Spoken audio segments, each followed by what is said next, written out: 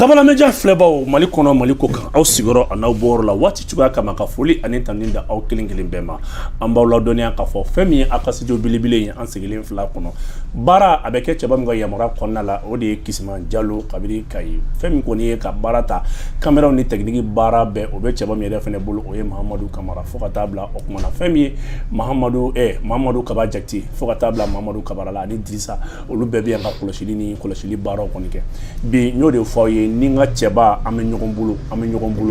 bolo l'homme le plus fort an b'a fɔ ten donc an b'a fɔ ko le plus fort o t'a ɲɔgɔn tɛ ɲɔgɔn ma da mɔgɔ t'o fɔ mɔgɔ ma mais Taruba bɛ yɔrɔ min na ko bi a tɔrɔlen don Mali ko la plainte 4 walama 7 a kelen contre la dɔ bɛ dɔ bila dɔ bɛ dɔ ta dɔ bɛ dɔ bila dɔ bɛ dɔ ta a ko faso in yana nga don an ka émission kɔnɔ an bɛ foli lase o kuma na fɛn min ye Cherif Ousmane Marani Aidara ye n'o ye Cherif kɛ k'a fo k'a tɛ foli min na ka Mali alisilamɛya diinɛ bɛɛ fo ma mɔgɔ bɔ mɔgɔ la diinɛ mɔgɔ bɛɛ bɛ fa la a bɛɛ bɛ ba la au conseil islamique bi u ni Ivoirien ka délégation u b'a la ka ɲɔgɔn ye ka kɛɲɛ ni mun ye fɛn min ye 49 militaire min bɛ yen diinɛ ye nin de fɔ ko mana gɛlɛya cogo o cogo diinɛ mɔgɔw u bɛ se k'u ka laɲiniw kɛ nka fɛn min kɔni don a kɔni bɛ sariya ka bolo kan a bɛ justice ka bolo kan ala ta se min yɛrɛ ka bolo kan an bɛ se ka fɔ Asimi yɛrɛ da don yɔrɔ ka dɔgɔ nin ko la bi parce que ni juge ma kilo ka baara la baara a man nɔgɔ Taruba assalamu alaikum bulldozer ouais le grand Boubou Mabel ouais au sens propre et au sens figuré a'udhu billahi minash shaitanir rajim bismillahir rahmanir rahim wassalatu wassalamu ala ashrafil mursalin Muhammad sallallahu alaihi wasallam an balma cɛna muso Mali kɔnɔ ani Mali kɔ kan an b'aw fo ka wale ɲuman dɔn Boubou Mabel bamanan ko ko n'i y'a mɛn i tɛ cɛni ka ko la i y'a dabila dɔn de dɔn anw ni mɔgɔ minnu bɛ ɲɔgɔn na bi dans le cadre du patriotisme faso kanu an b'o kɛlɛ mun na bi olu fana ko n'i y'a mɛn o tɛ ko daminɛ k'a dabila o tɛ kɛlɛkɛlɛ muga ye donc an n'u bɛ ɲɔgɔn na ton pied mon pied fo fini bɔ nɛrɛ bɔ an n'u bɛ ɲɔgɔn na tiɲɛ ani nkalon olu de bɛ ɲɔgɔn na u tɛntɛn ka bɔ ɲɔgɔn na don min na e tun bɛ tribunal la Boubou Mabel n y'a fɔ tribunal da la o y'a sɔrɔ e bɛ kɔnɔna na n ko qul ja al haq wa zahuqa al batil inna al batila kana zahuqa o kuranɛ aya in le jour de la prise de la Mecque Maka minɛn don Rasul alayhi salatu wa salam fɛ Baminata den a bi don Maka don min na a kunkolo kɔrɔtalen o y'a sɔrɔ u y'a persécuté Maka 100 ans da bɛ silamɛw ye Maka siyɔrɔ t'u ye 100 ans silamɛw bɛ bugɔ Maka silamɛw bɛ nɛni Maka u bɛ dɔgɔya mais don mun na u ye complot yɛrɛ kɛ parce que nin fɛn ninnu fɔkun tɛ dɔwɛrɛ c'est pour que ka e ni ɲɔgɔnnaw Boubou Mabel k'aw hakili sigi fasoko kɛlɛ la parce que ala kɛra ko hubbul watan minal iman ko faso kanu limaniya dɔ don ni tiɲɛ t'a dɔn ni ye tiɲɛ donc Maka minɛn ala kɛra bɔlen Boubou Mabel bulldozer ka bɔ Maka ka taa Madina ani Kureshiw karila ɲɔgɔn na u ye 110 ɲɔgɔnna de kɛ ɲɔgɔnna ma dɔ 117 fo a bɔra don min na Maka a y'a dogo ka bɔ a bɛ Maka minɛ don min na jamakulu tun b'a nɔfɛ a ka ca ni maa 100,000 o don de kuranɛ aya jiginna ko Muhammad bi ja al haq tiɲɛ nana wa zahuqa al batil ngalon filekolo tira k'a da koloti innal batila kana zahuqa k'i k'a dɔn tiɲɛ tɛ fosi ye ni ngalon tɛ fosi ye ni ko lankolon tɛ donc nin kuranɛ verset in pour faire la métaphore a kɔrɔ tɛ ko tiɲɛ tɛ diinɛ ko ye quoi tiɲɛ adamadenya taabolo de ye awɔ Boubou Mabel ala ma nin fɔ silamɛw kama dɛ mɔgɔ dɔ bɛ yen a tɛ hali kɔrɔ yɔrɔ dɔn mais a tɛ sɔn ka nkalon dɛmɛ a tɛ sɔn ka tɔɲɔni dɛmɛ mais sɔni silamɛya kana an mɔkɛw tun b'o taabolo de kan ko saya ka fisa ni malo ye wa ne tɛ faden to dun bamananw kuma fɔ Tayiru ba ko n'o sen jɛlen o bolo jɛlen n ko ye tiɲɛ de ye ko jɛlen n'a sɔrɔ bɛ kuma fɔ n'a jɛlen don exactement Boubou donc quand Ala b'a fɔ don min na Ala kira ko tiɲɛ nana nkalon ta tiɲɛna parce que nkalon tɛ dɔwɛrɛ ni ta tiɲɛbaga fɛn tɛ donc a m'a fɔ ko silamɛw a m'a fɔ chrétiens a m'a fɔ arabuw a m'a fɔ farafinw ko ni tiɲɛ ni nkalon bɛ ɲɔgɔn na k'an k'an muɲu a bɛ laban tiɲɛ de la donc Boubou na anw patriotes parce que ne y'o de fɔ fɛn fila de bɛ yen politique kɛlɛ bɛ yen patriotisme kɛlɛ bɛ yen awɔ politique kɛlɛ bɛ yen jamanaden ɲumanya kɛlɛ bɛ yen an b'o kɛlɛ de la bi patriotisme kɛlɛ coloration t'a la patriotisme kɛlɛ positionnement t'a la patriotisme kɛlɛ tɔnko t'a la diinɛ ko t'a la mɔgɔ ko tɛ les hommes passent le Mali reste et demeure éternellement donc an ye ɲɔgɔn sɔrɔ o kɛnɛ de kɔnɔ o kɛra kasoladon ye o on va s'assumer jusqu'au bout o kɛra dɔgɔlima ye o on va s'assumer jusqu'au bout o kɛra nɛni ye o on va s'assumer jusqu'au bout sinon e ni ne an bɛ ɲɔgɔn na depuis 6 heures an b'an sen kan an tɛ fa ka ci la an tɛ ba ka ci la an tɛ muso ka ci la an tɛ den ka ci la an tɛ sigiɲɔgɔn ka ci la an bɛ jɔnniw ka ci la le peuple malien le peuple malien donc Boubou Mabel minnu ka yeta dan ye nungala ni sanfɛla ye n'u y'anw ɲɛ ni kɛlɛ in na a wari de bɛ d'u ma a sogɛli bɛ k'a kɛ tan u ka mobili c'est-à-dire quoi o ye diversion de ye parce que n'u ye bɛɛ tigɛ bɛɛ la Boubou stratégie mun don u y'a ɲɔɲɛ Mali kɔnɔ Boubou n'u ye bɛɛ tigɛ bɛɛ la hali yɛrɛ bɛ gulokiba mun don n'i y'a ta i b'a yogoyogo ko danayabaliya bɛ don i n'i yɛrɛ ka dulokiba don ta cɛ n'o kɛra sisan faso bɛ jɔ wa a tɛ jɔ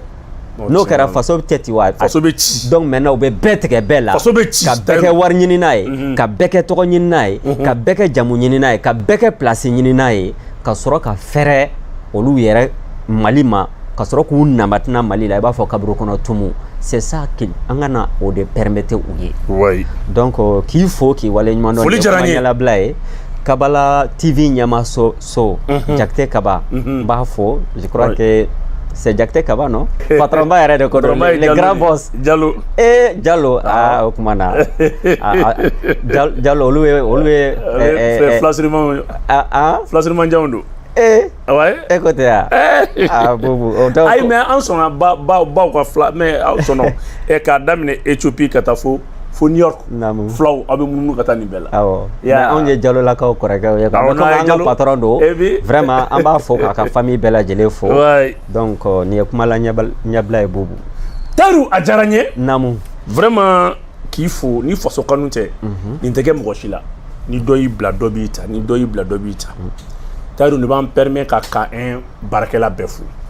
foli belebeleba k'a daminɛ a brigade territoriale la ka taa service d'intervention judiciaire la ka taa bila éléments na ka taa bila fɛn min ye an ka finitigi bɛɛ Tayiru ka polisiw fo k'a daminɛ u ka DG la wallahi DG kura mun nana an yɛrɛ y'a dɔn polisi ye cɛw mara dɛ cɛw ye polisi mara dɛ kansayiw bɛ olu tɛmɛna Ɲame Keyitaw Ala ka hinɛ la olu tɛmɛna ni an ye polisi ta an tɛ se ka ɲinɛ Ibrahim Diallo kɔ Jaguraga belebelew tɛmɛna polisi kɔnɔ Jaguraga ne yɛrɛ neve ye mais an ka tiɲɛ fɔ général don wa inspecteur général de don d'accord an min ka na ɲɔgɔnnaw bɛɛ ka fo an min ka ninnu n'i y'olu ta k'a lajɛ promotion 74 76 kana ɲinɛ Cɛkɔrɔ Bagayogo kɔ Cɛkɔrɔ Bagayogo belebele taara da belebele taara i da n'i ye polisi daminɛ i bɛ fɔlɔ ninnu de la i bɛ fɔlɔ ninnu de la Oumar Diallo le premier commissaire de la police nationale olu bɛ yen kabiri 58 59 o kuma sɔrɔ tubabuw taara ka polisi to olu de bolo polisi yɛrɛ commissaire non nka n ko ça fait corps min don quoi polisi c'est un corps d'élite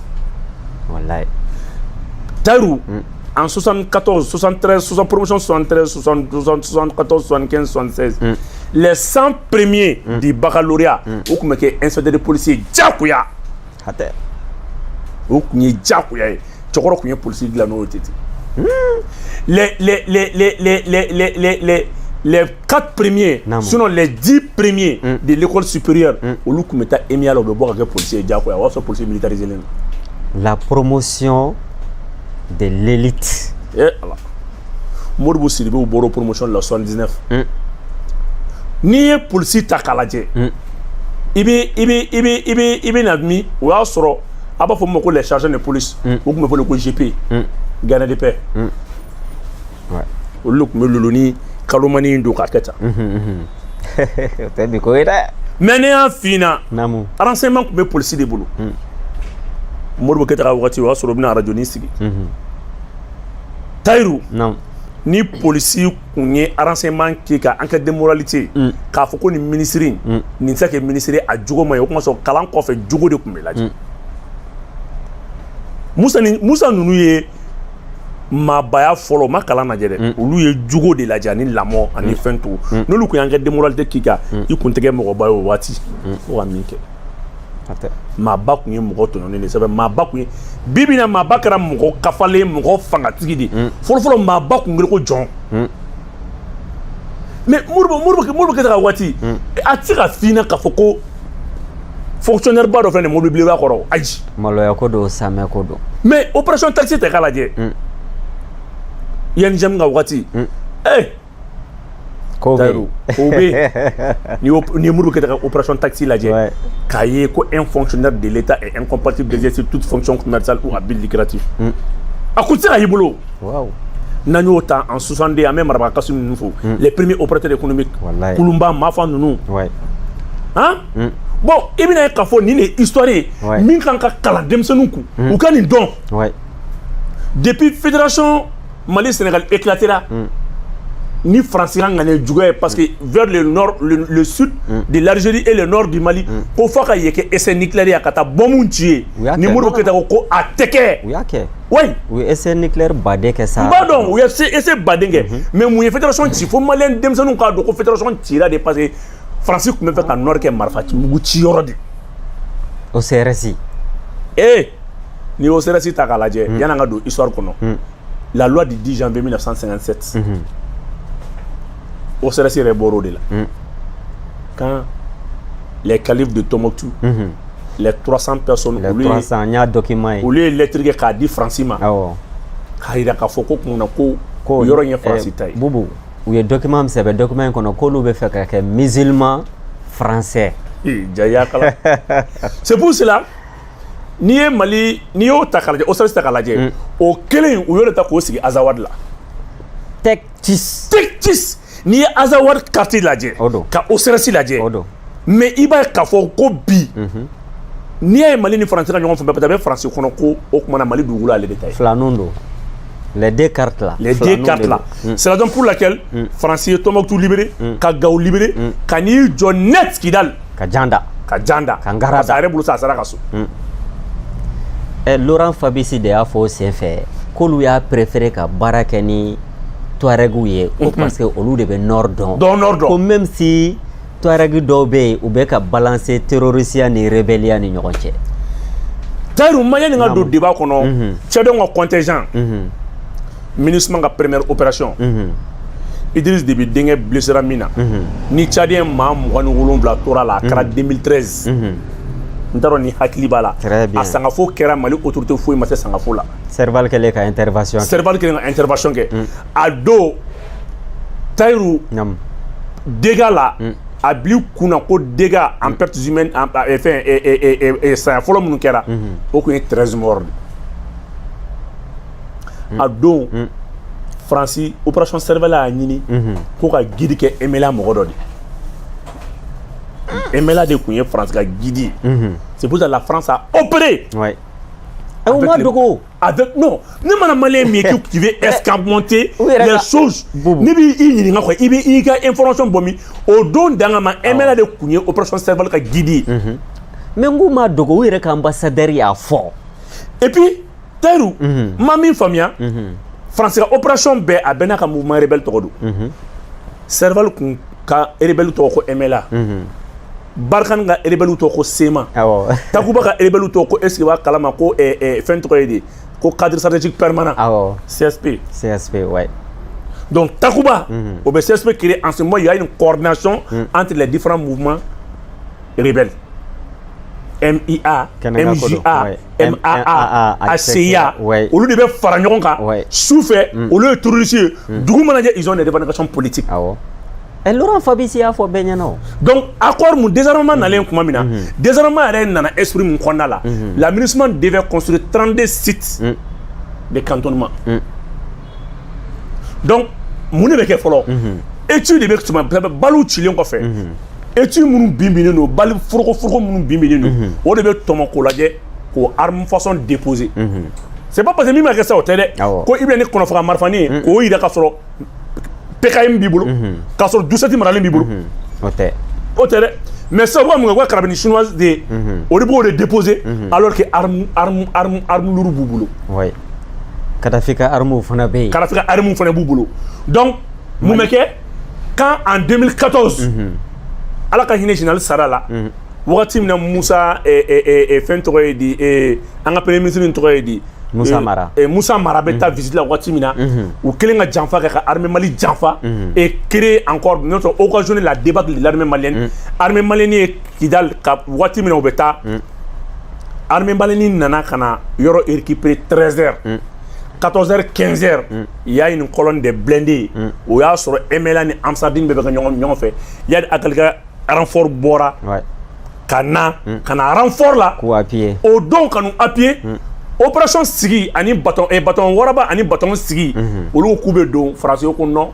ko o kuma na accordé waga la kan y'a sɛbɛn kan ka éléments tɛ tɛmɛ la présence militaire kan tɛ tɛmɛ 300 éléments complot n'i y'a a mɔgɔ blessé bɛɛ lajɛ i bɛ taa sɔrɔ sniper de y'a bɛɛ bugɔ sen disi ay kɔnɔdimi tɛ sa mais Tayiru u y'o kɛ kuma min na o Faransi kelen de interposé an ka bâton waraba ni bâton sigi ni ɲɔgɔn cɛ ka tila ka fɛn min ye terroristes to yen u ka don ka na MLA appuyer u kelen ka Kidali bin Maroc président Mauritanie président nana ka na cessez-le-feu unilatéral kɛ ka taa gouvernorat clé minɛ Mali yɛrɛ autorité ka a déposé u tɛgɛ kɔnɔ k'a di MINUSMA ma fo bi an kabran bɔr'o la fo bi an tun b'o tibitaba de la de trahison en trahison. C'est MINUSMA de haut féminin. Au MINUSMA, quel est le premier ministre quand il est en charge de la sécurité des institutions du Mali, quand il est le premier ministre de la Cana, quand élément au Blalinto. Oui, ok. Au donc, quand l'armée Mali désarmée, quand l'armée Franyonga, quand des MLM. C'est un complot. Mais il y a rien qui est là. Ni ala kuma président ɲanama d'anw ma ni Assimi ninnu kuma na Tayiru ne taara an kuma kɛ cogo min na mais Boubou nin bɛɛ ma kɛ Assimi ni Sadio Camara ninnu sen kan nord la wa ninnu tɛ se ka échouer o tɛ se o y'a sɔrɔ autorité politique bɛ ka k'a sago ye u ye ninnu désarmer ka zone abandonnée ka premier ministre protégé ka 41 détenus bɔ Mali policiers ni gendarmes na ka ala minɛ ka policiers ni gendarmes bonya ka taa o ka premier ministre escorté ka don Kidali kɔnɔ est-ce que b'a kalama arme individuelle b'u bolo arme collective t'u bolo u bɛ se ka mun de kɛ ka sɔrɔ ka nin bɛɛ kun cɛ ni accord d'Alger ka nin bɛɛ kun cɛ ni mun ye ni pression ye ni accord d'Alger ye ka le couteau à la gorge k'an ka bolo la papier la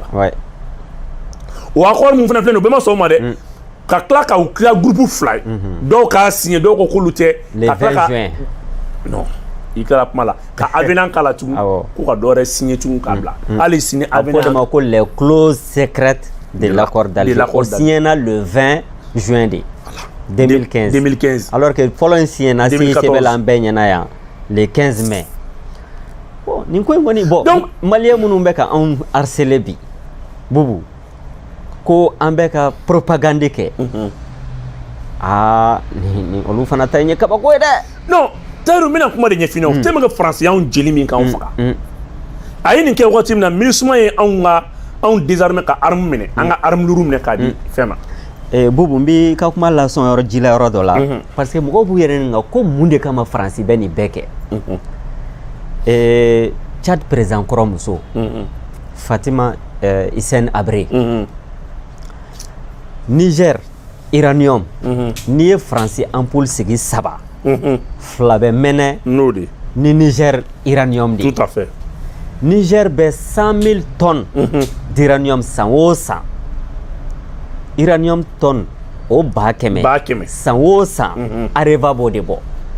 o de bɛ taa kɛ ka Faransi chauffage alimenter o de bɛ taa kɛ ka Faransi frigo alimenter o de bɛ kɛ ka taa Faransi congélateur an'u ka centre électrique ba ninnu k'a bɛɛ alimenter sur 3 ampoules 2 bɛ mɛnɛ grâce à l'uranium de d'Arlit. Donc sisan mais au bɛɛ la i b'a dɔn Nigériens yɛrɛ bɛ mun sɔrɔ 3000 tonnes o dɔrɔn de nafa bɛ don Niger. O ye 100 000 tonnes nin na. 100 000 tonnes nin na. Et puis i b'a dɔn ko France kelen bɛ ka sebaya sɔrɔ mun na. Donc c'est pour te dire que donc guerre militaire do mais sɔrɔ de b'a kɔ. Sɔrɔ de b'a la. Niger ta ye Mali ta kɔni n bugɔra n somɔgɔw ɲɛna o tɛ ci sama bɔ. Mali ta i ye Niger ta min fɔ sisan n'i ye Iranium ka conseil international bɛ conseil mondial je ne sais pas a bɛ wele cogo min na Iranium yɛrɛ kan a bil'i kunna ko Faransi de bɛ taa Niger représenter Niger min ni Iranium bɛ bɔ yen i n'a fɔ olu tun bɛ taa an représenter cogo min na Nations Unies na ni résolution bɛ kɛ bon Faransi de bɛ taa Niger représenter Faransi de bɛ taa sigi Iranium conseil kuma kunna k'a discuter k'a baara bɛɛ kɛ AIA la plus grande centrale nucléaire min bɛ Faransi yɔrɔ o de kelen bɛ ka Faransi bila ka Union européenne bɛɛ servir à travers le Niger.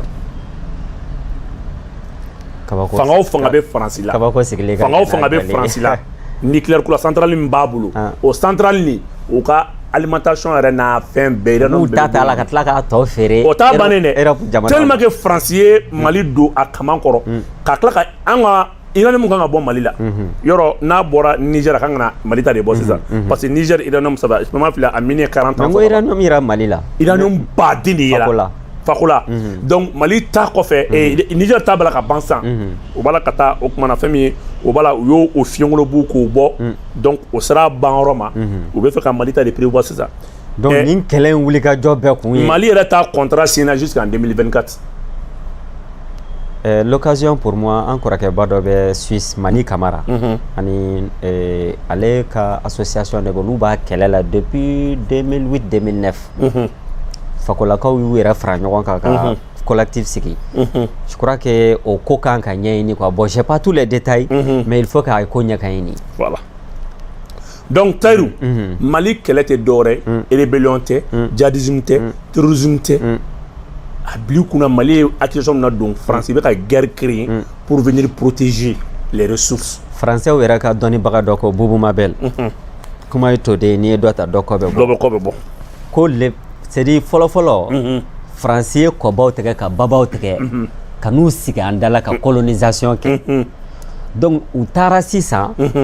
il faut créer les chaos gouverner par les chaos parce que flagrant délit là, on sait qu'on a armé au Tchakana. C'est vrai. Donc il faut trouver des prétextes. Oui. Au prétexte, il y a terrorisme. Au prétexte, il y a rébellion. Oui. Donc tant qu'on obéit, au lieu de présence, avec légitimé, avec justifié. On va faire en criminologie pour la théorie du complot. Exactement. La théorie du complot. Allez, moi, je suis donc. Ni bien am rokaso. Ibna ni bere, ibna ni mouroué. Ibna ni tambaye. Ibna ni kalaye. I b'a fɔ k'i nana sa ɲini a ka so kɔnɔ ka sɔrɔ sa depuis ala ka sa d'a ma tɛmɛ ye maintenant a bɛ sa ɲini sa tɛ ye e tɛ taa parce que e b'a fɔ a ni n taara sa ye mɛ se sa bɛ n kin sotigi yɛrɛ bɛ jɔrɔ o sotigi ko a kana taa dɛ n tɛ sa bɛ ne kin e fana bɛ ko non ni ne taara sa ni sa bɔra a tɛ k'i kin o maa bɛ to yan sa tɛ ye e tɛ taa sa tɛ yen sotigi tɛ lafiya wa a tɛ sokɔnɔna bila. Donc voilà un peu ce qui justifie la présence de l'armée française. Donc ça t'est. Terrorisme go egalo. Ou le cas de se ka yadi. Yadi be dumunna. Yadi be yala la. Yadi be nyoroina. Yadi borin. Yadi nanaya. Yadi kota. Boye. Ngo se ka yadi mine. Allié objectif. L'homme le plus surveillé, l'homme le plus sécurisé, bi minere ni ala kolosilo ni Afrique présent c'est là au présent mais bon mokomi ya donc moko ba nyana mana katema salé ka merci ça tanga b ouais le ko présence be justifié exactement non démonstration te temen oui fait beke car c'est toujours pour se faire maintenir c'est la raison pour laquelle français ka ouli Mali là opération qu'on a financée par les Saoudiens a eu gɛlɛya sɔrɔ a nana mun kɛ sisan a ye kɛlɛ wuli mais wari t'a bolo Bubu min na i ka kuma latɛmɛ o yɔrɔnin na parce que tile fila in na yɔrɔ bi k'an to bisi da la i y'a fɔ ko activiste dɔw ni journaliste autoproclamé dɔw donnen dɔw diinɛ ko kuma na an ta t'o ye mais fo mɔgɔw k'a faamuya terrorisme ani diinɛ ko kuma u cɛ ka jan ɲɔgɔn cɛ ka jan ko jɛgɛjalan ni baji voilà et puis an ye communication erreur de communication dɔ kɛ Tayiru an ka médiaw kun man ka sɔn a baara ka français ka terme ta k'a utiliser an ka conflit la a média ninnu caman tɛ bɛrɛ dɔn koyi i b'a dɔn ko a bɛɛ tɛ dɛ kabi sisan Mali presse ye erreur fɔlɔ-fɔlɔ min kɛ awɔ an ka kɛ presse dɔw ye Bubu convocation cayalen don an ayi nɔfɛ an ka presse non an bɛɛ de don an ye erreur fɔlɔ-fɔlɔ min kɛ o ye jumɛn i b'o dɔn namu RFI kelen k'a fɔ ko Mali du Nord Mali du Sud an kun man ka tugu k'o la o le Nord Mali Nord Mali les régions du Nord Mali ka tila ka centre fara a kan dɛ et le centre du Mali awɔ Tayiru an ka erreur fɔlɔ-fɔlɔ kɛra mun ye parce que tubabuw ka cellule de communication ka baara fɔlɔ min ye k'an ka bila an kun na nin ye Nord ye nin ye centre ye nin ye Sud ye farafarali daminɛna farafarali daminɛ depuis an kunna farafarali daminɛ la Tayiru b'a dɔn u bɛ fara an ma min na o la min na ni e bɛ Mali Sud la n'a fɔra ko Nord attaquera ko ko Nord de don a t'i tɔɔrɔ Nord de attaquera alors que Mali mètre carré n'a fɛn y'a sɔrɔ a kan ka bɔ Malien bɛɛ dusukun na exactement ouais a kelen na fɔ a ye kuma ban sa Bubu la République et l'État a bɛ kunkolo la Nord de attaquera Nord de attaquera centre de attaquera voilà ne bɛ Sud la fɔlɔ voilà donc e b'a bila i kunna a ma se e ma ouais de e bɛ bali mun na non u y'an piégé n'u ka élément de langage de i b'a dɔn an ye nin erreur kɛ communication kɔnɔ an kun kan ka nin de suit filanan kɛra min ye ni dɔnniba bɛɛ kun kan ka jɛ dans le monde entier 1 milliard et quelques de musulmans bɛɛ kun ka jɛ ka min kɔnɔni o de kun ye terrorisme djihadisme ni salafisme u ye tɔgɔ saba in de créer n'a ka di yɔrɔ min na u b'a fɔ salafiste u y'a salafiste vraiment ça dépend des continents ça dépend des pays donc u ye terrorisme ni djihadisme ta Syrie u b'a fɔ o ma ko rebelle yɔrɔ dɔ la u b'a fɔ o ma ko terroriste Libye u b'a fɔ o ma ko rebelle voilà Mali la u b'a fɔ dɔw ma terroriste dɔw ye djihadiste ye voilà u b'a fɔ dɔw ka tila ka siya woloma kɛlɛ et puis u b'a fɔ o ma yɔrɔ dɔw fana ko état islamique ka tila ka donc k'an ka diinɛ k'a kɛ fagali diinɛ ye k'a kɛ ninbɔ diinɛ ye k'a kɛ tiɲɛli diinɛ ye k'a sɔrɔ an ni nin ka jan ka tila ka siya woloma kɛlɛ k'o don an cɛ la voilà donc an kun man ka don Makɔrɔ ma t'i sigi Guinée Bissau kɔsani na ko fulaw wa voilà e nana ni terrorisme ye an bɛ ka solution dɔ sɔrɔ la u bɛ cun an kan sisan ni conflit ethnique ye o de y'a to on a dit que la France est un état terroriste et génocidaire oui à 100%. Ça veut quoi? I b'a dɔn k'a b'i su k'i bila a k'i n'a fɔ la guerre de Biafra au Nigeria a ye système min kɛ. Bobo i filɛ k'i da don kuma bala nin ye dɛ an bɛ su in na bɛɛ b'a o baro la u y'olu fa k'u ban pewu pewu ka ɲɛma sɔrɔ a la nord ni sud kɛlɛ in Bubu an bɛ mun ɲini Mali jeunesse fɛ u k'u yɛrɛ kalan k'u yɛrɛ cultiver k'u yɛrɛ former voilà n'an m'o kɛ an tɛ kɛlɛ in gagner Traoré kan t'a lajɛ k'an bɛnbakɛw ta ka kɛlɛ kɛ kɛlɛ bannen kɔfɛ k'a y'an ka wari d'a ma wallahi wari fitinin Ousmane Sambinda ka film n b'a recommander mɔgɔw k'a lajɛ mɔgɔ ka taa lajɛ sa Tayiru ko non ko n'an sera Maroc an b'a ka wari d'aw ma awɔ ka se ko n'an sera nin yɔrɔ in na dɔrɔn an b'a ka wari d'a ma ça fait ko an tɛna yɔrɔ bɛɛ fɔ kelen kelen fo ka n'a laban o tuma na komi a ko k'a ka wari sa a ye na an b'a ka wari d'a ma ka n'u jɔ k'u faga wallahi o kɛra a monument t'an yɛrɛ fɛ yan Bamakɔ yan c'est dommage donc e ka nɛnɛ mɔgɔ min y'i kɛlɛ o de y'a to fo ka diɲɛ wuli ala tɛ faransise anw na mɔgɔ jeli bɔ ni ça fait que n'a ye u ja u ni Mali u ni CEDEAO politicien ba bɛɛ ka baara kɛ ala bɛ mɔgɔ dɔw créer ka na parce que mɔgɔw ma min faamuya o de y'a to je profite pour recadrer certains leaders politiques minnu b'u jɔ ko non ko Mali démocratie démocratie ma deli kana Mali la yan démocratie jumɛn ko dɔ fɔlɔ tan an t'an kɛ bon nin fana ye débat wɛrɛ ye parce que n'a fɔra démocratie dɔrɔn i b'a dɔn ko u ma min faamuya u ye pouvoir dilan ka pouvoir bila ka institution transformée ka institution instrumentalisée ka kuta ye mon dogola donc oui institution minnu be nous kan ku contrôler o institution de b'u maintenir fanga la ouais par exemple misali la san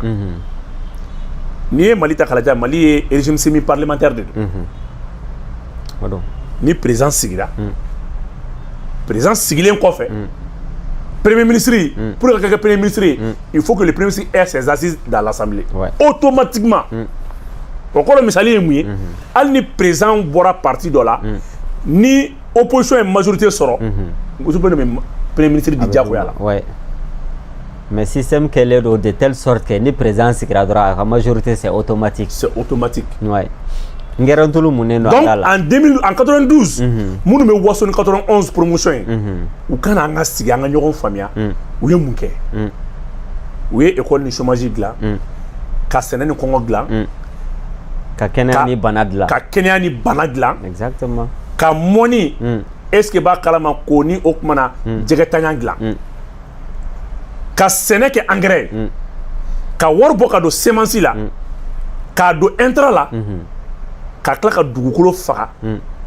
ka sɔrɔ k'o da aw ma donc ka tila ka politique ni wari da ɲɔgɔn kɔrɔ merci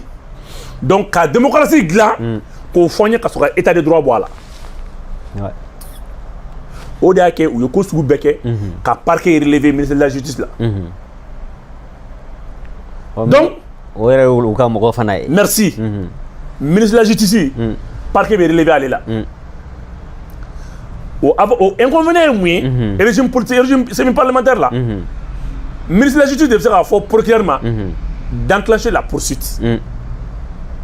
n'a fɔ procureur bɛ se k'i yɛrɛ autosaisir dɛ homme politique quoi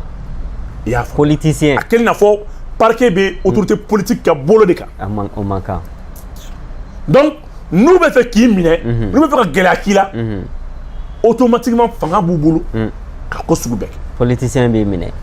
ka dogo justice kɔfɛ justice ka règlement de compte politique kɛ règlement de compte politique bɛ kɛ au nom de la justice exactement Tayiruba exactement erreur bɔra nin de la donc o de y'a kɛ chaque fois ni min ye parti ni min ye fanga sɔrɔ o b'i bala ministère saba la o tɛ bɔ a bolo dɛ défense justice ani économie e yɛrɛ b'a ta ka t'i yɛrɛ juger mais pour que se k'u yɛrɛ dogo nin bɛɛ la est ce que b'a kalama mouvement 91 kana u ni maliyɛnw ka baro kɛ c'est pourquoi constitution kura in an bɛ ka réflexion baw de kɛ bi dɛ bubu Tayiruba an kana sɔn kulonkɛ ma nin na dɛ parce que an tɛ fɛ ka jɛni ka ɲimi kɛ bilen merci san 200 constitution an bɛ fɛ k'o de sigi anw yɛrɛ tɛ o et puis i b'a dɔn k'u ye min kɛ constitution in na u ka to k'a dilan u y'a kɛ de sorte que hali n'i bɔra fanga la i t'i da bɔ ko la n'i y'i da bɔ la i bɛ se ka datugu parce que u y'a kɛ ka dɔ empoisonné u y'a kɛ u ye appareil judiciaire sigi ordre damadɔ kan fɔlɔfɔlɔ min ye ordre judiciaire filanan ye min ye ordre administratif sabanan ye min ye ordre politique naaninan ye min ye ordre constitutionnel donc appareil judiciaire sigilen don ordre damadɔ in kan ordre judiciaire ye min ye o ye tribunal de droit commun ye bɛɛ dama ka kan o la fantan ni faama ayi dɛ fantan bɛɛ o tuma na bɛɛ tɛ sa kɛ kuma de don fantan bɛɛ de ko don Tayiru ne tɛna kuma to bɛɛ dama ka kan o la fo jɔn a k'i n'a fɔ ala kelen k'a kale ko n bɛ bɛɛ don jahanama kɔnɔ ko fo jɔn ko fo minnu limanana ka segin ka na ale ala ma o jɛlen don donc ordre judiciaire bɛɛ dama ka kan la fo jɔn fo président ani ministre olu sama ka b'o la donc u nana olu bila jɔn ka bolo kan la haute cour de justice ni dɔw b'a wele nanzarakan la ko ordre politique maintenant ordre judiciaire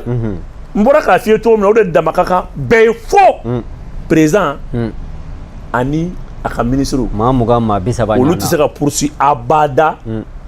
o kuma na ordre judiciaire fɛ o tɛ maa 20 maa 30 ɲɔgɔn na ye o de y'a kɛ an ma se ka courage sɔrɔ ka mɔgɔw poursuit k'u to fanga la mun na mɔgɔw bɛ kuma dɔ fɔ a ka di ne ye kuma dɔw la restitution juge ka to ka restitution kɛ commune kɔnɔna la procureur ka to ka sigi ka sariya ɲɛfɔ mɔgɔw ye o lafiya ka bon ni kasolataga ye quoi ça fait kalo saba o kalo saba n y'a mɛn k'an to kasobonba la 2020 il paraît que ka kasoge to commune 3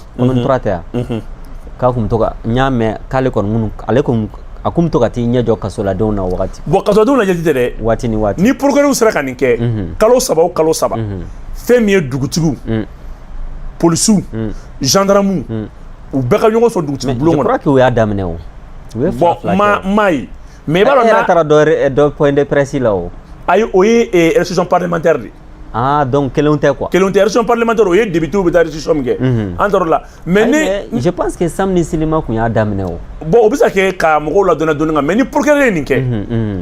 komi a procureur yɛrɛ k'a kɛ. directement il faut pas que mɔgɔw ka procureur dɔ i taatɔ kaso la ou bien i bɔtɔ kaso la. maintenant n'ale ye nin kɛ ka taa dugutigiw ni dugutigi bulon na ani dugu jeunesse dugu musow ni gendarmew ni polisiw u ka taa restitution kɛ bɛɛ ka sariya minnu ni fɛn minnu bɛ yen bɛɛ ka dɔɔni ɲɛ dɔn a la. e ma ye Bubu hali an ka faamaw y'o daminɛ sisan ka contacter direct ta u ni population cɛ. mais i b'a dɔn ka avantage min b'a la. a ka ɲi corps bɛɛ la. justice yɛrɛ tɛ a ka ɲi corps bɛɛ la. voilà. parce que armée malienne bɛ ka baaraba de. i b'a dɔn ko armée y'a kɛ test Gao mara kɔnɔna la. a réussira fo k'a fɔ. a bɛ ka réussir ne yɛrɛ terikɛ nord la hali kunungolu Mopti. Masawule. Masawule. i ye Masawule y'a kɛ. voilà n y'olu ka reportage. à travers opération kɛlɛtigi. voilà. bon i b'a dɔn k'a nafa ye mun ye. a bɛ siran bɔ faama ni fantan ni fangatigi parce que i b'a dɔn k'a fɔ. a bɛ siran bɔ yen ka na ni respect. pour que ka baara ye ka ordre de maintenir. respect bɛ na respect mutuel. respect bɛ na. ani confiance. confiance bɛ na. donc n'i y'a mɛn policier ye nin k'i la gendarme ye nin k'i la. i ni procureur tɛ sigi dugutigi bulon kɔnɔ dugutigiw b'a sɛbɛn n'i ko kɛra dɔ i bɛ taa fɔ dugutigi ye. dugutigi b'a dɔn procureur kan ka na kalo 3 o kalo 3 ka na aw bɛ baro kɛ u ni dugutigiw. dugutigi b'i profiter k'a fɔ nin gɛlɛya in b'an kan nin gɛlɛya in b'an kan nin gɛlɛya in b'an kan en fonction de ça procureur bɛ instruction di policiers ni gendarmew ma baara bɛ kɛ n'o ye maires bɛ o baara de lajɛ sisan k'olu accompagner. c'est pour cela collectivité bɛ baara kɛ ni ten policiers ye ani gendarmew ye dɔwɛrɛ tɛ nin n'a ɲɔgɔnna don parce que olu de ni dugudenw bɛ contacter la ça dépend ni parquet ye instruction di. exactement. n'a ye nin kɛ bandiw tɛ se ka don an cɛ mɔgɔ jugu tɛ se ka don an cɛ taruba n'a ye nin kɛ an b'a dɔn k'a fɔ terrorisme tɛ se ka fanga sɔrɔ an ni ɲɔgɔn cɛ parce que o y'a sɔrɔ autorité minnu kan ka commune gérer depuis commune na quoi i b'a kalama k'an bɛ ɲɔgɔn minɛ. n'i y'a ye basa donna koko la a pɛrɛnna. a tɛ se cercle ma o depuis commune na mɔgɔw bɛ ɲɔgɔn minɛ. et puis degun minnu bɛ dugudenw kan o bɛ dɔn. a bɛ dɔn a bɛ dɔn. a bɛ mɔgɔw bila u bɛ fɛn min lata kaso la i b'o dɔn i b'o to yen. donc fɛn min bɛ se ka mɔgɔ lata kaso la e de b'i den na di n'i ma nin dabila nin bɛ kaso i jɔn y'a fɛ yen ayi procureur yɛrɛ n'an ka sigili dugutigi bulon kɔnɔ ale de da y'a fɔ. non exactement. e ma b'a fɔ ko nul n'est censé ignorer la loi wa. i mɛ u b'a fɔ ale de ma yɔrɔ la ko le représentant du ministère public. taruba n'an ye nin kɛ a bɛ kɛ sababu ye. an bɛ da ɲɔgɔn na an bɛ ɲɔgɔn kɔlɔsi parce que démocratie ka pouvoir fɔlɔ-fɔlɔ ye min ye mɔgɔw ka ɲɔgɔn kɔlɔsi. exactement mais a ma fɔ le pouvoir du peuple par le peuple et pour le peuple a yɛrɛ yɛrɛ de ko don dɛ. voilà. mais a mɔn tɔgɔla min b'an bolo nin ye. voilà donc an bɛ fɛ ka min fɔ nin yɔrɔ la u ye fanga dilan ka ordre judiciaire ka ministres ni président sen bɔ a la ka tila o t'a bannen dɛ n'i ye faute commis k'i to en exercice du pouvoir e fana sen t'a la. ka immunité naturelle ni dɔ da u yɛrɛ kan ten. donc e bɛ baara kɛ i wasalen don i bɛ wari ta cogo min na i bɛ parti financer n'i ye parti financer o de y'a to ni maire sigi ni député sigi bɛ yen ministre de bɛ parti ministre de b'o wari financer. contribuer ani directeur baw. olu de bɛ contribuer ani directeur baw. donc ani dafu ani poste batigiw. i b'a kalama ko parce que ale fana b'o place in na. n bɛ n'o de ɲɛf'i ye donc n'ale de y'o kɛ sisan aw bɛ député caman sɔrɔ. n'a ye député caman sɔrɔ o tuma na n'a fɔra sisan ko ka ministre in juger fo k'a sɔrɔ assemblée 2/3. o faratɔla ɲɔgɔn kan. non an n'a farala ɲɔgɔn kan. a tɛ se sa ni majorité b'aw bolo dun.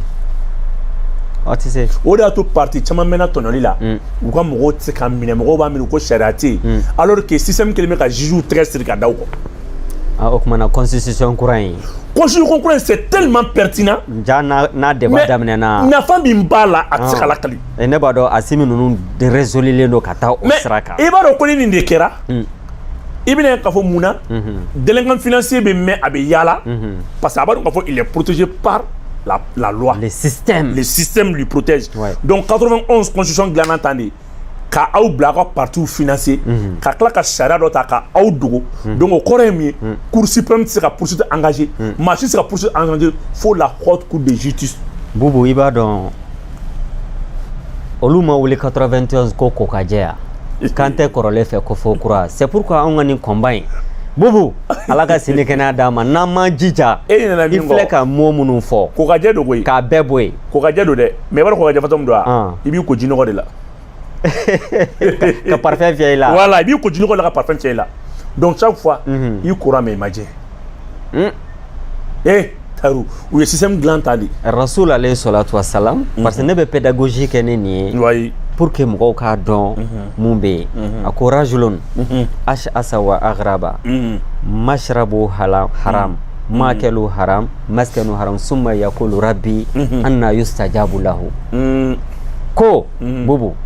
ko cɛ dɔ bɛ yen k'a dɔn fini o ye haramu ye a bɛ si so min kɔnɔ o ye haramu ye a bɛ dumuni min kɛ o ye haramu ye ko tila ka t'i tɛgɛ jɔ ko ala ko ala bɛ jaabi cogo di voilà i jɛlen don apparence la mais i kɔnɔna nɔgɔlen don dɔ kɛra tɔɲɔni na sa dɛ Bubu merci donc i ye tɔɲɔlikɛla ka ala wele tɔgɔya ya o de y'a to i bɛ mɛn ala wele fɛn baw ni mobili baw ni voiture baw ni villa baw i m'a ye ala b'a fɔ de la ko n'i ye sonyali ko k'i tɛgɛ tigɛ dɔw bolo ko tɛgɛ yɛrɛ bɛ tigɛ a défaut a y'a tigi tɛgɛ minɛ ka bɔ foroba baara la pewu o de fɔra ni kafiri farinya la n'an ma se ka ko k'a la a y'a minɛ k'a bɔ foroba baara la a ko nɛn min n'a ma sabati tiɲɛ fɔli kan a y'a nɛn daminɛ ka bɔ foroba kuma la tellement que ala kumara foroba hakɛ bonyali kan a man ɲi donc n bɛ ka sariya f'i ye cogo min na o haute cour de justice nin fo assemblée 2/3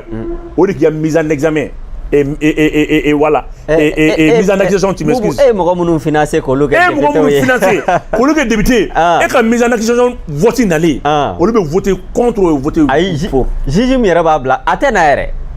a bɛ na cogo di n ko dɔ de b'a bila ka na non procureur général bɛ se k'i saisir k'a fɔ a k'i autosaisir k'a fɔ effectivement ni ministre ye nin ko in kɛ mais e tɛ se k'ale poursuivre dɛ f'i y'a ka fɛn bila ka taa. Et ça c'est rare aussi de voir ça. Non, c'est très rare. C'est pas courageux. C'est pas courageux. O de y'a to n'a ye ala ye constitution kura in na an bɛ justice dilan de telle sorte que indépendante justice bɛ se ka poursuite kɛ k'i to fanga la. Ben le cerveau n b'a fɔ ka waleɲuman dɔn a delila ka proposition dɔ kɛ an ka débat dɔ la a ko tout le monde soit justiciable. A bɛɛ immunité ko in k'o ka bɔ a la ten. ni immunité ko ma bɔ a la. ko k'a ta président na fo planton merci immunité ka bɔ a la juge simple bɛ se k'a sigi dɔrɔn ka président wele ka n'a ɲininka dalakan na voilà ou bien ka ministre wele voilà wa n'a donni n'a cɛ mɔgɔ ta tɛ don a la dɛ merci sariya ko mun o don n'o kɛra Mali jugew bɛ baara kɛ u hakili tigɛlen pression politique t'u kan merci parti ka pression t'u kan voilà lobbyw ka pression t'u kan réseau si ka pression tout camp. Et puis, Mamie Famia, la Cour suprême est une institution. Elle a une indépendance toi boulot. Juge aurait qu'à voter. Les chefs de juridiction et des parquets ou qu'à voter qu'à présence. Ça fait quoi? Président chef suprême de la chef de la magistrature suprême au cas d'abla. Au de fora que tout le monde soit président de la République qui d'abord est-ce qu'il va que la justice qui a coula. Donc et pour être électeur, un mot exécutif ka d'abord judiciaire là législatif fana ka il a faut jamana a faut to mina pour séparation du pouvoir a ka kɛ réalité séparation réelle proportion réelle awo tarubana nana ni ka bɔ tugu ni barbar ni ordre minnu filɛ ni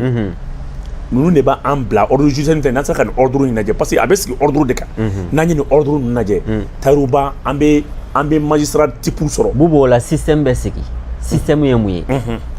Amérique président ni y'a joli n'a ye président 40 ni dɔɔni je crois ok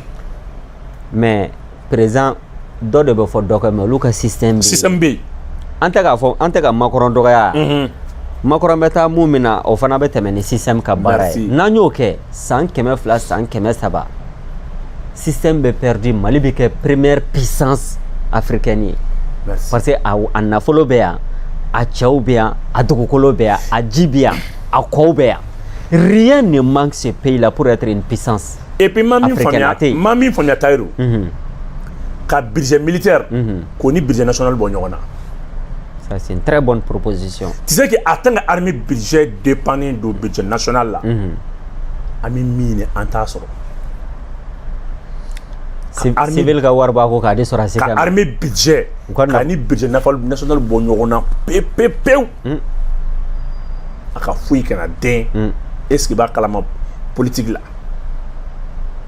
Armée fana bi dépolitiser. Toujours dépolitiser carrément. Ouais. Il va l'octaru nansala kana ni système nuni kanunu barake. Wallahi aka chala fa même mali min ko. Amba soro. Taïrou, il va ko Modibo Keïta ko yanka tumna. Le premier plan quinquennal de Modibo de 1960 à 1965. Ayi basé munka. Anga quotidien. Ani antiseka anga haramaden te nyaka femintu. Il y a un flash d'État, système alimentaire et système éducatif, Modibo Keïta. Il y a un dossier, et c'est la souveraineté monétaire là. Wari Antaï. Taïrou, il m'a dit que c'est Safne, Toulou, Koko, Somexi. Et c'est la Balo, Sougaro, a bébé bo en reféa, a ben maralima en rebu. Et puis, il y a un état de là, de telle sorte que, à quand nous avons un mimbolo, à quand nous avons un balo. Ça fait ne bin balo dumuna ni fene be sege son courant échange fallait oui anga tableau koro depuis Ouagadougou et puis ibaro kama son abada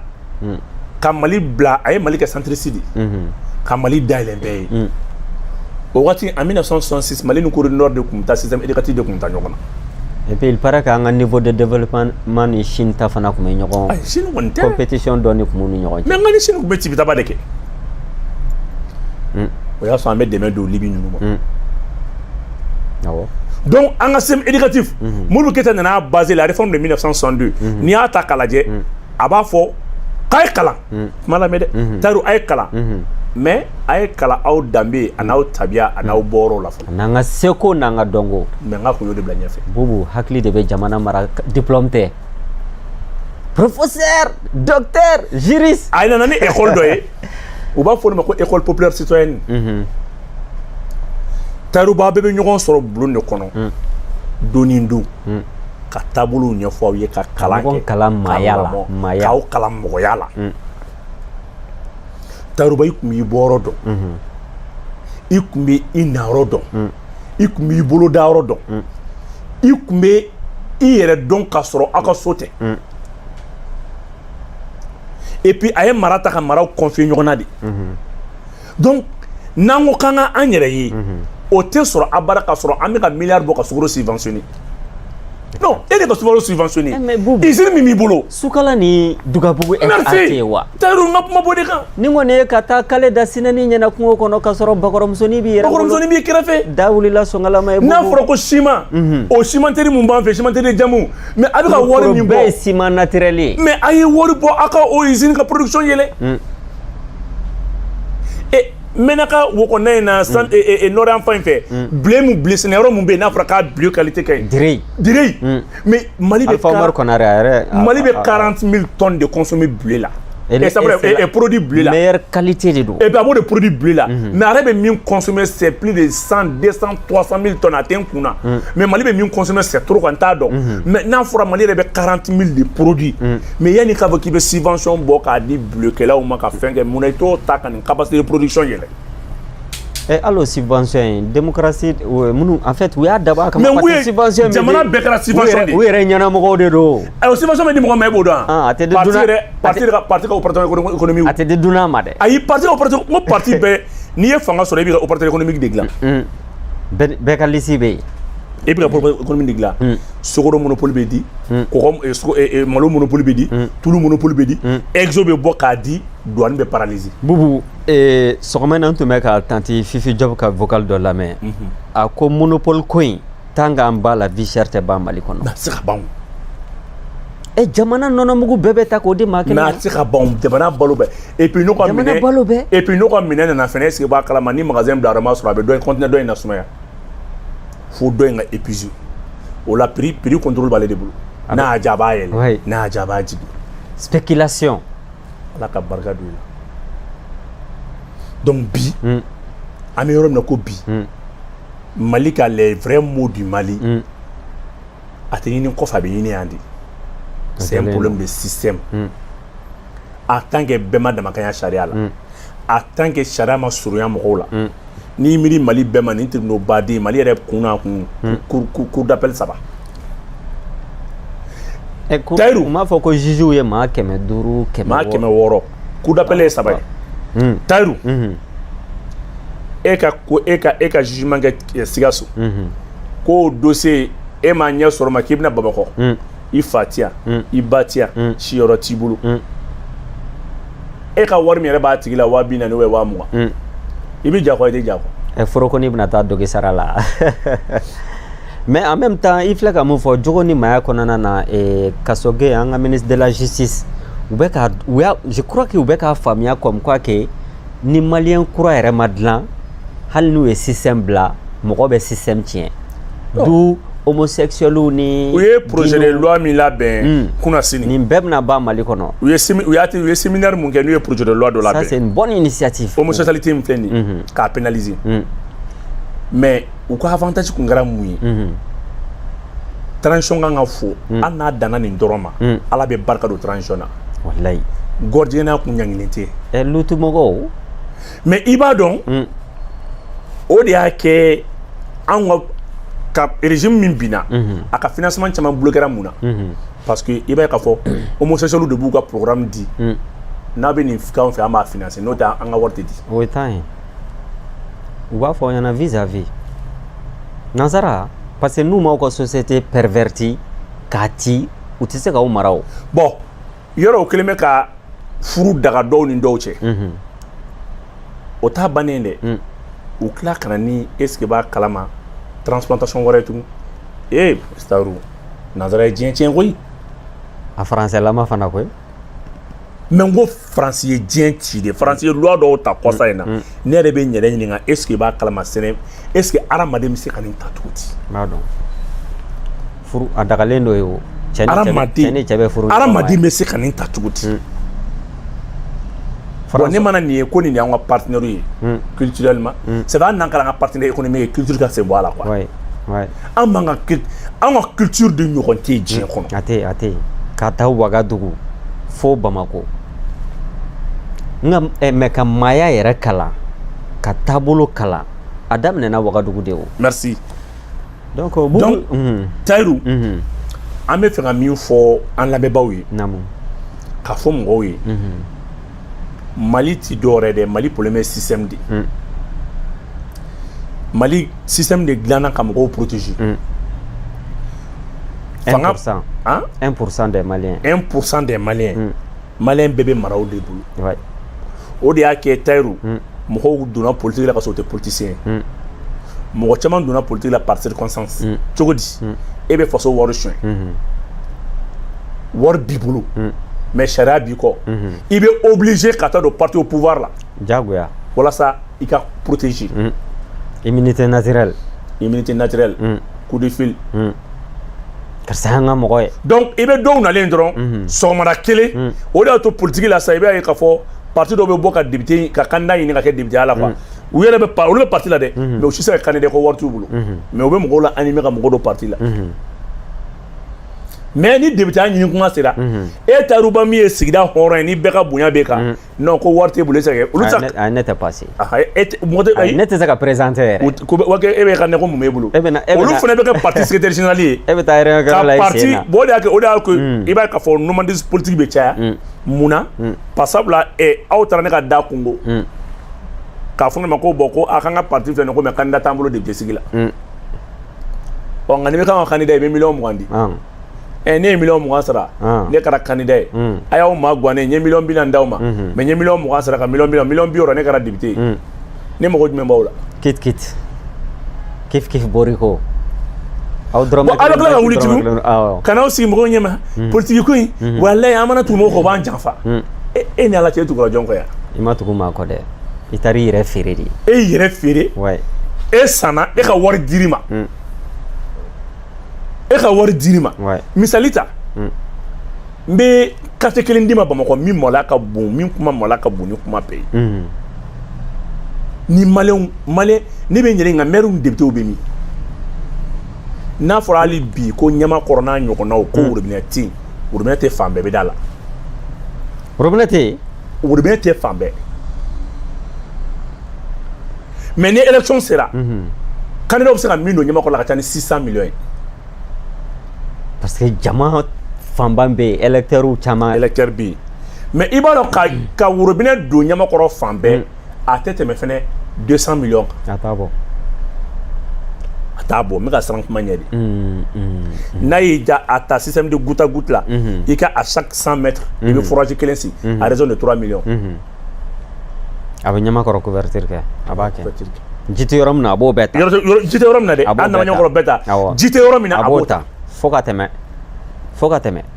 i bɛ taa sɔrɔ kuma dɔw la ni muso ninnu bɛ se ka bouton kelen nɔfɛ a dɔw bɛ se ka. ne yɛrɛ y'a ye ɲɛna o. bon u bɛ se ka 3 heures 4 heures kɛ bouton kelen nɔfɛ. ne yɛrɛ y'a ye ɲɛna mɔgɔ ka lagali tɛ dɛ ne yɛrɛ y'a ye. bon e ni ala cɛ den min bɛ ji ta k'a di fa ni ba ma k'a kɔni bɛ sabati cogo di n'a fɔra ko sini bɛ kalan e taara worobinɛ la pompe da la bi su in na fo 2 heures 3 heures. kalanko kuma tɛ yen. i bɛ leçon ta cogo di. a ye kalanko kuma tɛ yen. donc o maire kelen de bila ka na tugun ni denw ma kalan bana ye yɔrɔ labɔ yɔrɔ nɔgɔlen don o mɔgɔ kelen de bila ka taa sigi maire da la tugun maire bɛ tila ka mɔgɔ ka ordonnance san a ko maire ye mɔgɔ jumɛn ko mɔgɔ ɲɛnama don dɛ k'a b'o labilalen don k'a bɛ mɔgɔ ka ani nasɔngɔ di da non Bubu Malikura bɛ sigi sa. n ka ɲɛ serment de ta. i miiri e ka taa Sirakɔrɔ Nɛgɛntan na ji tɛ yen taa Senu ji tɛ yen. a tɛ yen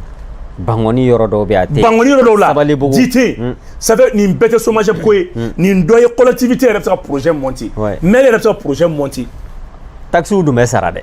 no gwa gansan ni gwa b'i ka yɔrɔ da la i b'a sara dɛ. ni gwa b'i ka yɔrɔ da la o bɛ sara i b'i ka yɔrɔ sara tila ka ni gwa b'a da la o fana bɛ sara. i b'a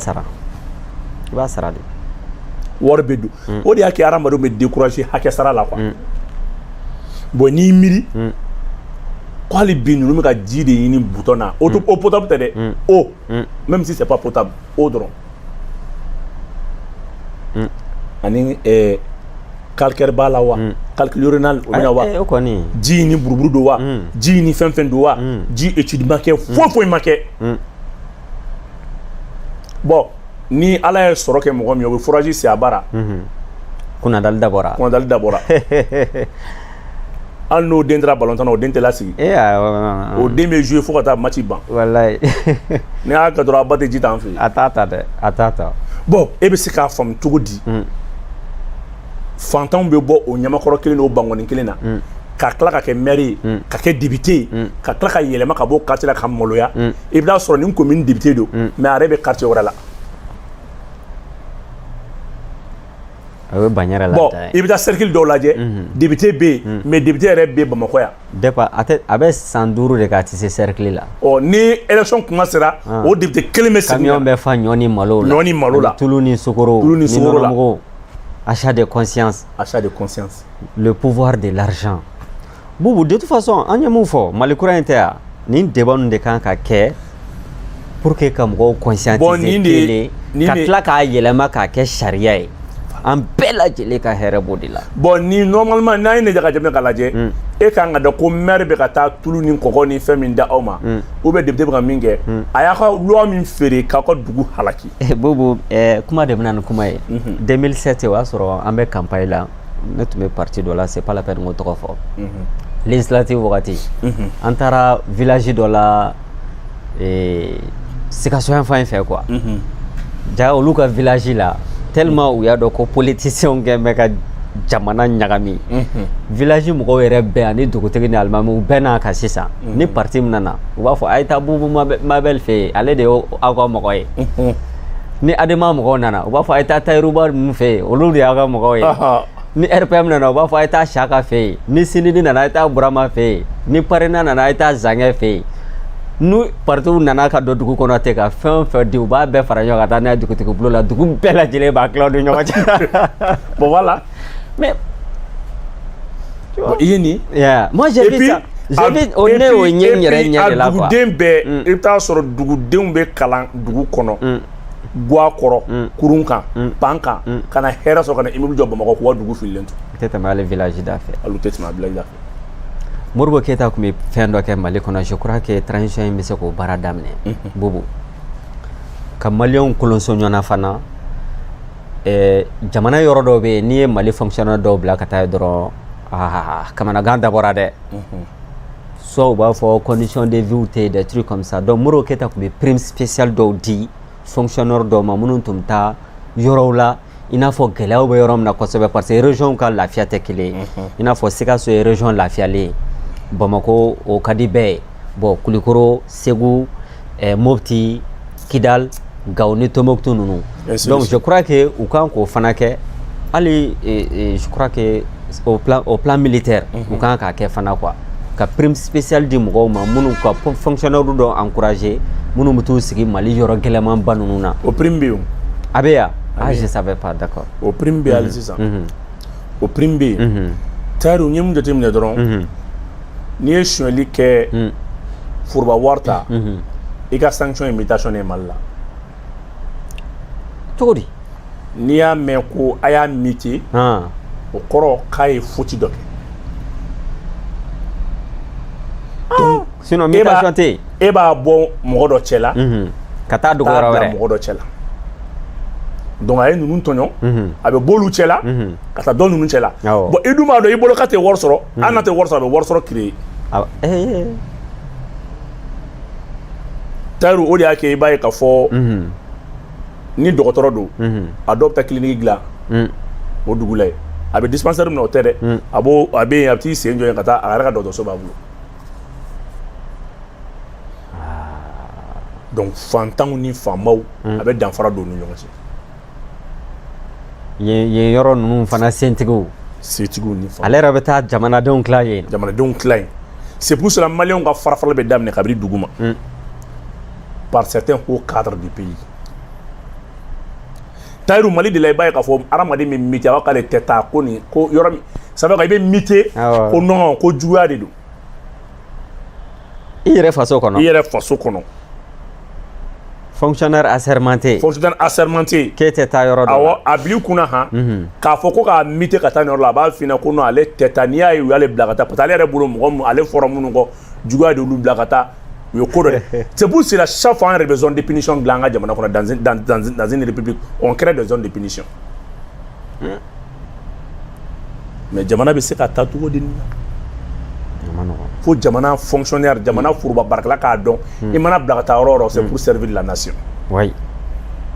Servir et non se servir. Et non se servir. Hali sini o mɔgɔw bɛ yen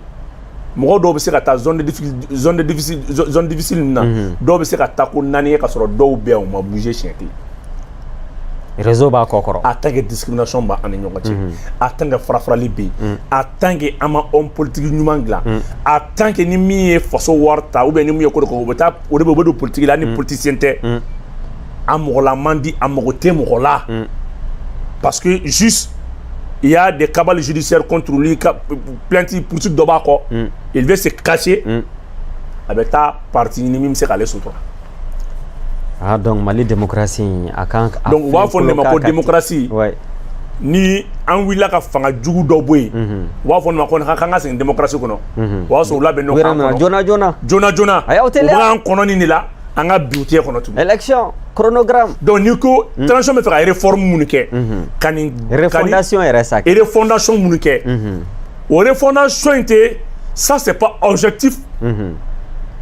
pour la communauté internationale mais c'est subjectif olu yɛrɛ bolo non c'est pas objectif mais c'est le sujet. mais n ko dɔw yɛrɛ ko hali dossier minnu bɛ ka dayɛlɛ corruption na ko nin bɛɛ ka bila ka président kura kɔnɔ. voilà. a ye fɛn bɛɛ bila ni président kura nana o bɛ baara kɛ. voilà an dun tɛ sɔn sen na dɛ Asimi. nin ye ka maliyɛnw ka hakɛw minɛ la ka maliyɛnw ka sew minɛ la ka maliyɛnw na ɲanamini k'an sigi an sen sabara kɔnɔna na ka maliyɛnw sigi u sen sabara kan maliyɛnw kan k'a dɔn k'a fɔ transition in dɛmɛni anw de kan ka wuli ka na parce que transition fɛnɛ an tɛ k'a kɛ mɔgɔ kama an bɛ k'a k'an yɛrɛ de période intérimaire de fɛnɛ don dɛ o don f'an fɛnɛ k'a dɔn c'est pour faire la rupture avec les anciennes pratiques oui an ka sɔn ma mais Bubu n'an m'o kɛ wulikajɔ nafama y'a la o Taru baro sera kuncɛyɔrɔ ma vraiment moi je suis très content merci ni malon ye la lega mais akausa be folikan kuma I be sira mun fɔ ka kuma kuncɛ bon n bɛ kuma mun fɔ Bubu I yɛrɛ b'a kalama an bɛ palo la tribunalu ni ɲɔgɔn en fait commissariat ni gendarmerie ni BJ ni ɲɔgɔn cɛ donc ouverture média mɔgɔw ka plainte a bɛ ka continuer juridiquement Maliki Konate fana ka plainte bɛ ka continuer juridiquement an tɛ don détail la mais I bɛ fara an kan ka maliyɛnw bɛɛ lajɛlen fo u ka duwawu la donc hakɛto bɛ ka Sala Muhamad Tayiru an b'i fo I ka wulikajɔ ani kana an ka bi baro sigili la an b'a ladɔnniya an ye bi bɛɛ kɛ o kumana an kun bɛ I ka audition ta la Tayiru an b'an profiter ka jamana marabaga fo ka tila ka duwawu don kɛ an ka premier ministre a bɛ sɛgɛnna fiɲɛ bɔ min na Ala ka kɛ farijagabɔ ye k'a lasegin joona ka na ka baara kɛ amina rabi intérimaire dira min ma n'o ye Ablaye Maïga ka féliciter k'a fɔ a ye ko vraiment félicitations ça c'est d'abord un honneur pour la promotion des jeunes vraiment k'a fo k'a fɔ et puis c'est un militaire diplomate hali n'i y'a ka kow ye tenitigi dɔrɔn tɛ dɛ tenitigi dɔrɔn tɛ je répète Guillaume je répète 3 fois donc maintenant fɛn min ye colonel je répète k'a fo dan tɛ foli min na k'an bɛ garde à vous la k'an bɛ garde à vous la ka tila k'a fɔ a ye ko Ala k'a dɛmɛ baara in na tout notre soutien wallahi il a tout notre n'an m'o kɛ an ye Choguel yɛrɛ janfa o merci ne yɛrɛ b'a dɔn k'a fɔ intérim min filɛ nin ye Choguel b'a dɔn k'a fɔ min b'a kɔ nin nin bɛ se ka kow dilan yanni k'ale na parce que ni ko fana bilalen tora a bɛ ɲagasa de yanni k'i na n'a fɔra I fariganen don Bubu ne yɛrɛ y'a mɛn ko Choguel ka avis taara o a banna a bonya dara Choguel yɛrɛ kan o jara donc yarɔ n'an ma Ablaye Maïga dɛmɛ o kɔrɔ k'an ye Choguel yɛrɛ janfa donc vraiment an bɛ foli di président de la transition ma a fa na Asimi Goïta colonel Asimi Goïta ka félicitations Sadio Kamara ko Ala ka segin n'a ɲuman ye les défenseurs ka waye ka Kabala TV filɛba bɛɛ fo maa ma sɔgɔlen b'an na k'u ka u abonné an ka page YouTube ale ni an ka chaîne YouTube ale ni an ka page Facebook ale ni TikTok Instagram u k'u sɔgɔlen to a bɛɛ la a k'an bɛn waati wɛrɛ k'a fɔ